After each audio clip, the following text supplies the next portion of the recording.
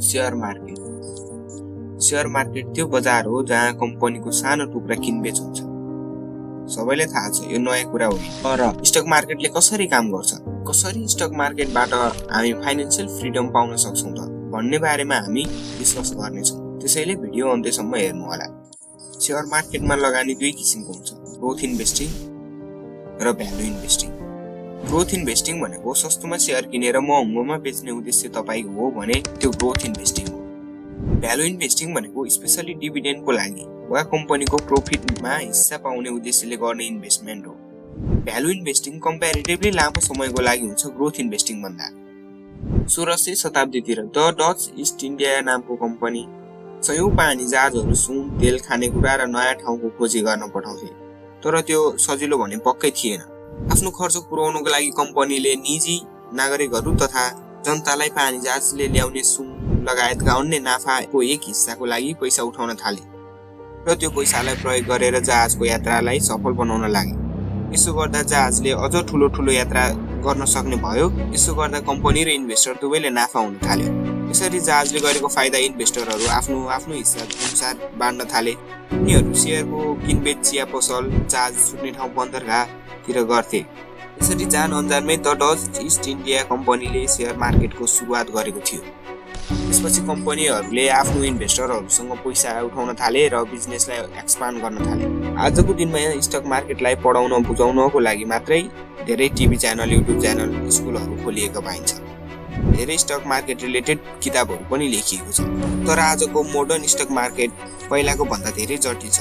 त्यसैले कसरी कम्पनी र इन्भेस्टरले आज स्टक मार्केटलाई प्रयोग गर्छ त? एउटा नयाँ कफी कम्पनी छ जुन बजारमा आउन चाहन्छ।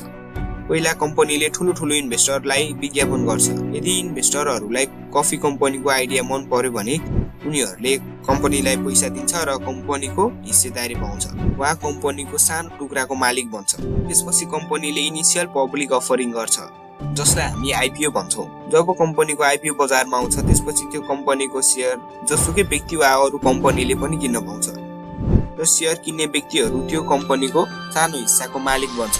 इन्भेस्टरको पैसा प्रयोग गरेर कम्पनी अझ ठुलो बन्दै जान्छ र धेरै पैसा कमाउन थाल्छ। यदि इन्भेस्टरहरूलाई कम्पनी राम्रो छ, अझ राम्रो गर्न सक्छ जस्तो लाग्यो भने उनीहरू धेरै शेयर किन्न थाल्छ र मार्केटमा डिमान्ड बढ्छ। डिमान्ड बढेपछि शेयर प्राइस पनि बढ्न थाल्छ। जसले पहिला नै शेयर किनेको थियो उसलाई प्रॉफिट हुन थाल्छ।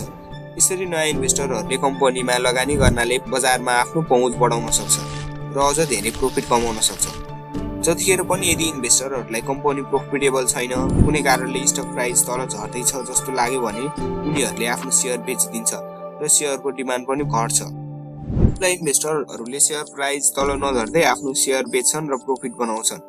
जब स्टक बेचिन्छ डिमान्ड पनि घट्छ, फलस्वरूप शेयरको मूल्य पनि घट्छ। यही कारणले गर्दा नयाँ इन्भेस्टरहरूले स्टक मार्केटमा पैसा कमाउँछन् जबसम्म कम्पनी फेरि प्रॉफिटेबल देखिँदैन। कम्पनीको शेयर प्राइसलाई बैंकको इन्ट्रेस्ट रेट, गभर्नमेन्टको रुल र मार्केटको कन्डिसनले पनि धेरै प्रभाव पारेको हुन्छ। कम्पनीको लेबर कस्ट, प्रोडक्सन कस्ट, कम्पनीको म्यानेजमेन्ट, लिडरशिप, पब्लिसिटी र ट्रेडिङ पोलिसीहरूले शेयर प्राइसलाई एकदमै असर गर्छ। अवश्य पनि धेरै इन्भेस्टरहरू आफ्नो भ्यालुएबल स्टक बेचेर बजारमा खर्च गर्न तयार हुन्छन्। यो सबै परिवर्तनशील कारणले गर्दा बजारमा दिनहुँ हल्ला मचाउँछन्, जसको कारणले कुनै पनि कम्पनीलाई धेरै तथा थोरै सक्सेसफुल देखाउन सक्छ। स्टक मार्केटमा भ्यालु घटेको देख्यो भने कम्पनीले इन्भेस्टरहरू गुमाउनु पर्छ, फलस्वरूप कम्पनी डुब्न पनि सक्छ। बजारमा मानिसको विश्वासले अर्थतन्त्रको उछालदेखि आर्थिक सङ्कटसम्म सबै कुरा यात्रा गर्न सक्ने शक्ति राख्छ। बजारमा आउने त्यो अप्स एन्ड डाउन्सलाई ट्र्याक गर्न एकदम गाह्रो हुन्छ। त्यसैले सक्सेसफुल इन्भेस्टरहरू वारन बफेट, राकेश झुनझुनवाला, विजय किडिया जस्तो व्यक्तिहरू लङ टर्मसम्म होल्ड गर्न सजेस्ट गर्नुहुन्छ। उनीहरू सधैँ छोटो समयमा थोरै पैसा कमाउनु भन्दा धेरै समय लगाएर ठुलो रकम बनाउन चाहन्छन्। भ्यालु इन्भेस्टिङको राजा भनेर चिनिने वारन बफेट आफै भन्नुहुन्छ, यदि तपाईँ कुनै कम्पनीको शेयर 5 वर्ष होल्ड गर्न सक्नुहुन्न भने त्यो कम्पनीको शेयर 5 सेकेन्डको लागि पनि नकिन्नुहोस् भनेर। तर स्टक मार्केट धनी र पावरफुल व्यक्तिहरूलाई मात्र होइन, इन्टरनेटको विकासले गर्दा हरेक दिन हरेक व्यक्तिले स्टक किन्न र बेच्न सक्छन्। यदि जति धेरै व्यक्तिले यो स्टक मार्केटको बारेमा जान्यो, बुझ्यो र यो कम्प्लेक्स सिस्टमलाई आफ्नो जीवनमा अपनाउन सक्यो भने त्यति नै धेरै व्यक्तिले फाइनान्शियल फ्रिडमको बाटोमा हिँड्न सक्छ। त्यसैले आफूले शेयर मार्केटको बारेमा जानेको कुरा अरूलाई पनि सिकाउनुहोस्। भिडियोको अन्त्यमा एउटा महत्त्वपूर्ण जानकारी। तपाईले शेयर बजारमा पैसा लगाउने होइन, तपाईले शेयर बजारमा लिस्टेड कम्पनीको बिजनेसमा पैसा लगाउने हो। मलाई फेरि ध्यान दिएर सुन्नुहोस्। तपाईले शेयर बजारमा पैसा लगाउने होइन, तपाईले शेयर बजारमा लिस्टेड कम्पनीको बिजनेसमा पैसा लगाउने हो।